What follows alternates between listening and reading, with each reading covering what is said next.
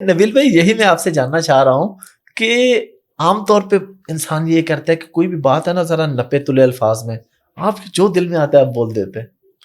دیکھیں میں ساری زندگی سیاست میں میں سمجھتا ہوں ناکام اسی لیے رہا ہوں. ناکام کا مطلب کیا ہوتا ہے؟ سیاست میں اگر آپ کسی بڑے عہدے پہ آتے ہیں آپ کو کامیاب کہا جاتا ہے. اور میں نے ایک چیز سیکھ لی ہے کہ بڑے عہدے پر آپ اس وقت تک نہیں آ سکتے جب تک آپ اپنی زبان کو کنٹرول نہ رکھیں.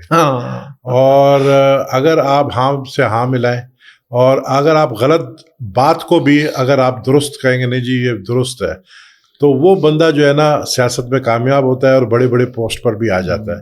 لیکن جو سچی بات کرتا ہے، جو دل کی بات کرتا ہے، وہ ہمیشہ پیچھے رہتا ہے.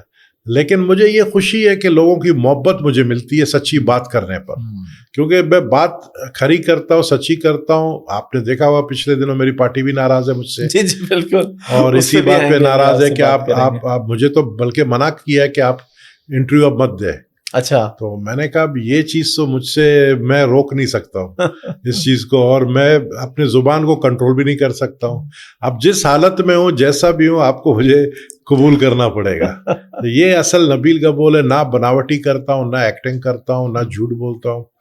اچھا لگتا ہے کہ لوگ مجھے جو ہے جب میں اس طرح کی باتیں کرتا ہوں تو اب نیچے جو کامنٹس آتے ہیں اس میں لوگ گالیاں بھی دیتے ہیں، برا بھلا بھی کہتے ہیں.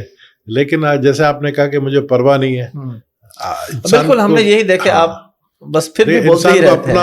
اپنا ساکھ کو جو ہے نا وہ برقرار رکھنا چاہیے. جو وہ ہے اور جو سچی بات ہے اس کے اوپر سٹینڈ لینا چاہیے، میں سمجھتا ہوں.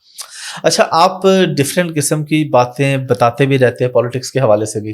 ریسنٹلی بھی آپ نے ایک انکشاف کیا ہے یا ایک خبر دی ہے کہ جو استحکام پاکستان پارٹی ہے وہ ختم ہو جائے گی کیونکہ فردوس عاشق امان جس پارٹی میں جاتی ہے وہ پارٹی ختم ہو جاتی ہے. یہ جہانگیر ترین میرا دوست ہے، میں نے جہانگیر ترین کو واٹس ایپ میسج کیا جو کہ اس طرح سے جواب نہیں دیا مجھے. اچھا. میں نے کہا یار مجھے لگ رہا ہے کہ تم عمران خان کی جگہ لے لو گے، اور ہو سکتا ہے کہ اگر تم جس طرح ہمارے فرشتے چاہتے ہیں، جس طرح عمران خان کو بنایا گیا تھا، اگر 2018 والے الیکشن دوبارہ ہو جائے تو مجھے لگتا تھا کہ شاید تم وزیر اعظم بنو گے. لیکن تم نے ایک غلطی کر دی. تم نے ایک ایسے شخصیت کو اپنی پارٹی میں لیا، کیونکہ جس پارٹی میں وہ جاتی ہے فردوس عاشق امان وہ پارٹی غرق ہو جاتا ہے، وہ پارٹی اقتدار میں نہیں رہتی ہے پھر. تو وہ تم نے بڑی غلطی کر لی. اب باقی تمہاری مرضی ہے.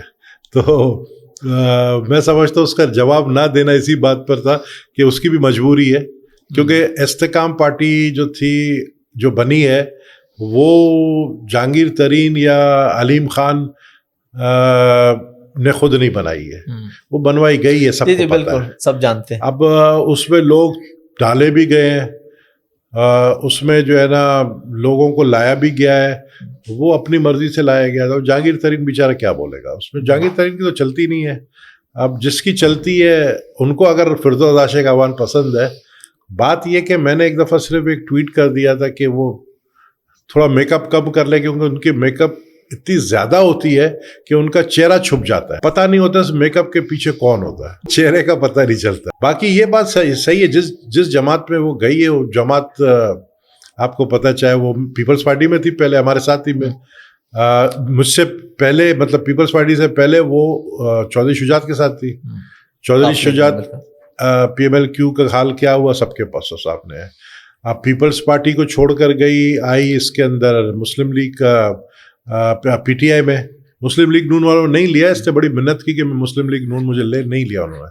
پھر پی ٹی آئی میں گئی. عمران خان نے ویسے ایک اچھا کام کیا ہے، عمران خان نے خود اس کو نکال دیا، کیونکہ پیری نے کہا تھا کہ جب تک یہ پارٹی میں ہے آپ کا پارٹی جو ہے نا وہ آگے نہیں جائے گا. تو عمران خان نے تو پہلے ہی نکال دیا. تو سنا ہے سیالکوٹ میں ایک بابا ہے، اس کے پاس یہ بہت جاتی ہے، تو بابا سے کوئی تعویذیں کرائے کہ پیرنی کی بھی جو ہے نا وہ نہیں چلی اس میں، اور اس کو پارٹی سے جو ہے نا اس کو جانا پڑا. تو یہاں پر ہمارے ملک پہ سیاست ہی جب موکل چلا رہے تو ہم جیسے لوگ کہاں جائیں گے، سمجھے نا.